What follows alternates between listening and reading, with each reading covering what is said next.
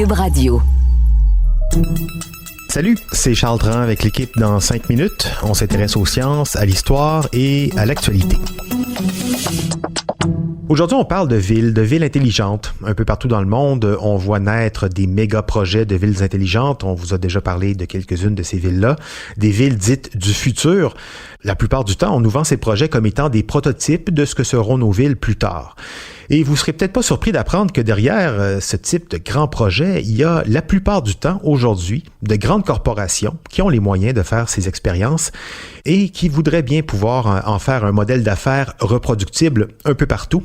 Félix Pedneau s'est penché sur le cas de l'entreprise japonaise Toyota, qui faisait récemment l'annonce de sa Woven City, la ville tissée, qu'on préfère traduire, nous, par ville tricotée, un gros maillage de chemins, de construction, d'humains et bien sûr de véhicules autonomes. Voici Félix Pedneau.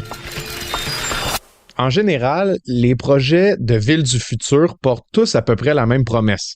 Rendre notre vie plus simple, plus moderne, puis plus rapide grâce à la technologie. Ladies and gentlemen, the president and CEO of Toyota Motor Corporation, Akio Toyoda.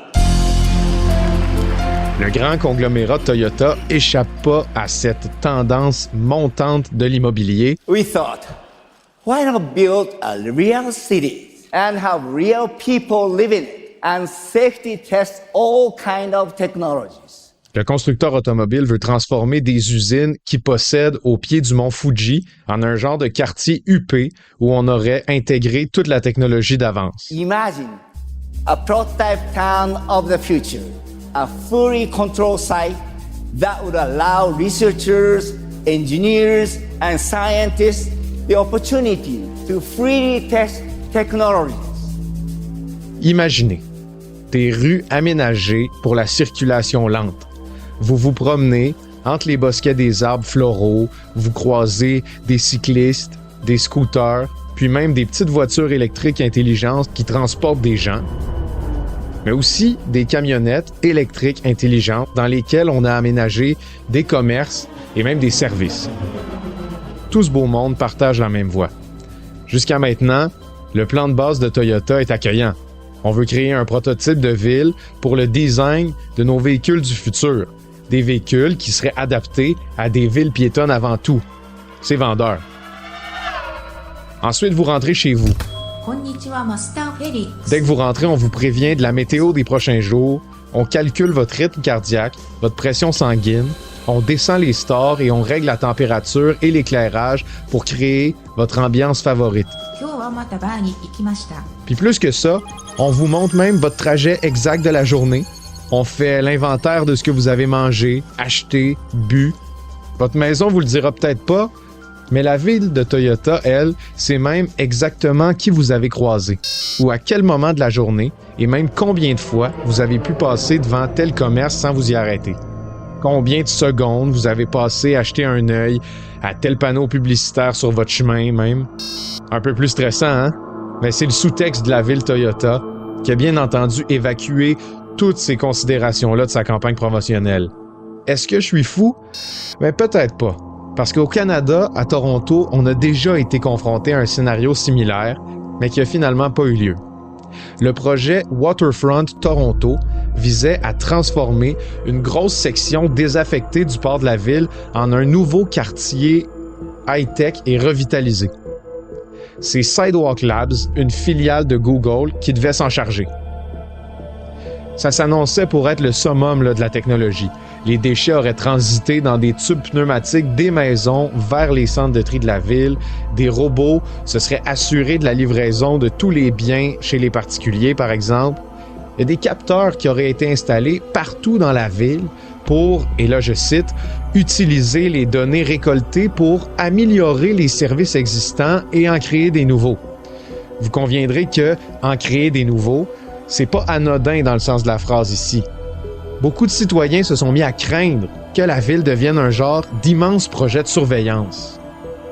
Ce serait pas inusité, comme plusieurs citoyens mécontents l'ont soulevé, que des administrateurs de ce quartier-là utilisent ces données-là, qui appartiennent à ce moment-là à Google, pour les revendre d'une manière très précise à des commerces ou à d'autres entreprises de services technologiques. Si on peut mesurer l'achalandage à chaque coin de rue ou le type de personnes qui passent à tel ou tel endroit, on peut contrôler leur vie en leur offrant des services beaucoup plus précis ou même plus défavorables, dépendamment de leurs revenus ou de leur comportement, par exemple. Le projet Waterfront Toronto a rendu l'âme en mai 2020 à cause de la pandémie, apparemment, mais il a été ralenti pendant 3 ans par des citoyens puis des groupes de pression sceptiques.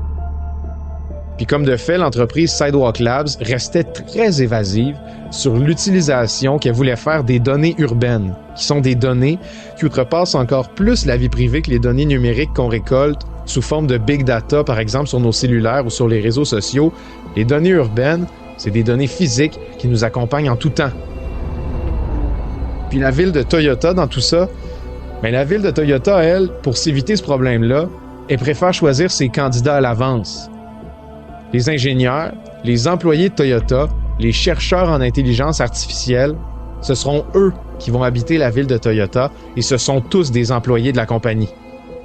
Donc Toyota a toujours pas dit comment elle choisirait les habitants de sa future ville parmi ses employés, ni ce qu'elle comptait faire avec toutes les données qu'elle accumulerait sur eux.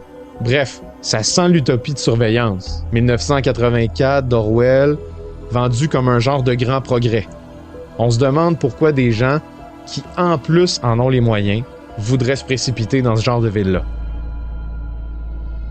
Ouais, ils ont peut-être les moyens d'y habiter, mais peut-être pas les moyens de refuser d'y habiter, surtout si c'est le patron qui les y incite fortement.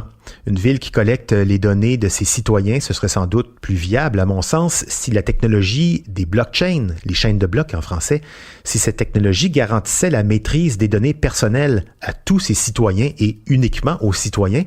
On le fait déjà pas mal en Estonie, par exemple, depuis un certain nombre d'années. 100% de transparence, ça semble éviter beaucoup d'abus, mais on dirait que ça fait pas partie du modèle d'affaires de ces grands projets-là. Merci, Félix Pedneau. C'était en 5 minutes.